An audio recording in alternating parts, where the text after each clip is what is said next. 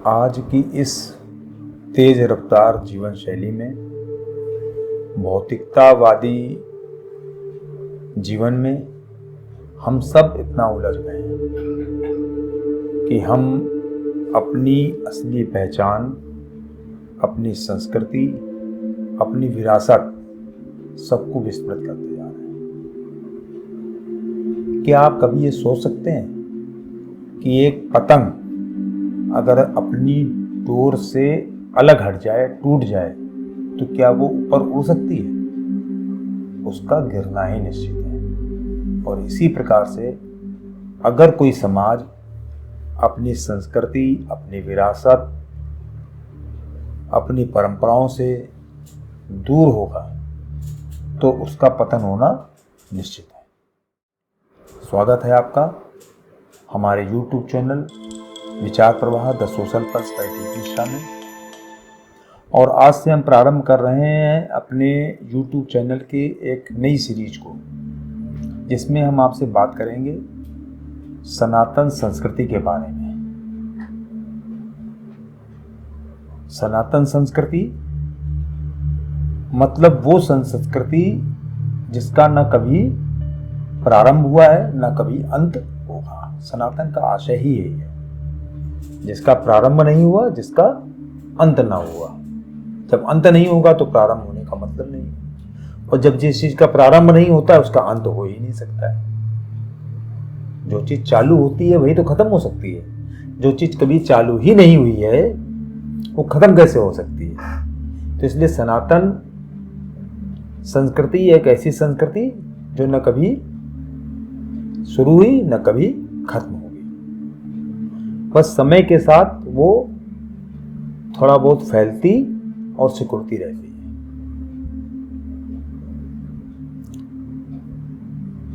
संस्कृति फैलती है, सिकुड़ती रहती है, इसका मतलब क्या है?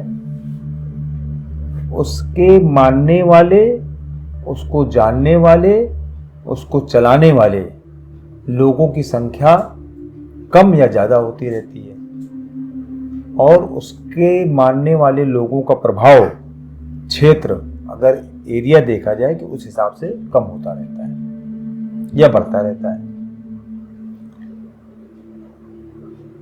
वैसे तो सनातन संस्कृति में माना जाता है कि ये पूरी सृष्टि मतलब ब्रह्मांड के से भी ऊपर की चीजें हैं। मतलब ये जो ब्रह्मांड हम लोगों को दिखाई पड़ता है यहाँ का, इस तरह के अनेकों ब्रह्मांड हैं, और सारे ब्रह्मांड मिला के जो सृष्टि बनी हुई है ईश्वर की, वो सृष्टि ना तो कभी शुरू हुई न कभी समाप्त हुई। जब ये आधुनिक इस सृष्टि की बात करते हैं, आधुनिक ब्रह्मांड की बात करते हैं, तो हो सकता है कि इसके बारे में हम लोग करने की कोशिश करें कि ये कब चालू हुई थी और इसका समापन कब होगा। लेकिन वो भी केवल इसी ब्रह्मांड के बारे में। इस तरीके के अनेकों ब्रह्मांड हैं।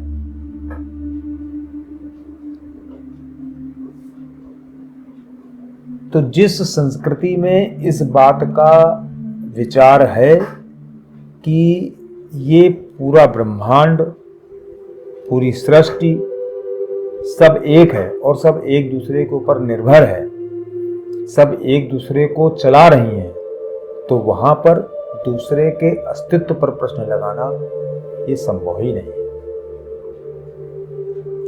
जहां पर सह अस्तित्व की भावना है, जहां पर अगर केवल इस धरती के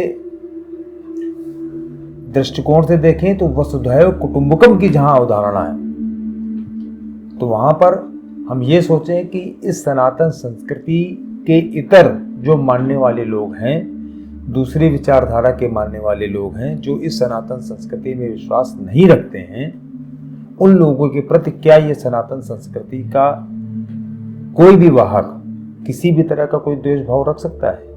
संभव ही नहीं, क्योंकि वो ये मानता है कि वो भी इसी सृष्टि के अंग हैं, वो भी उसी ब्रह्मा की संतानें हैं, जिस ब्रह्मा की संतानें हम हैं। आशय हमारा केवल कहने का ये है कि इस सनातन संस्कृति में जो पूरी सृष्टि चल रही है वो एक धर्म के पीछे भागने वाली परंपरा नहीं है, एक पुस्तक के अनुसार चलने वाली परंपरा नहीं है। यहाँ तो अनेकों अनेक पुराण, अनेकों अनेक वेद, अनेकों अनेक ग्रंथ लिखे जा चुके हैं और लिखे जाते रहेंगे, क्योंकि सनातन का मतलब है आओ विचार करें, आओ चर्चा करें, आओ सोचें और अपने अगले अच्छे भविष्य की कामना करते हुए उसको और सुंदर बनाने की ओर आगे बढ़ें।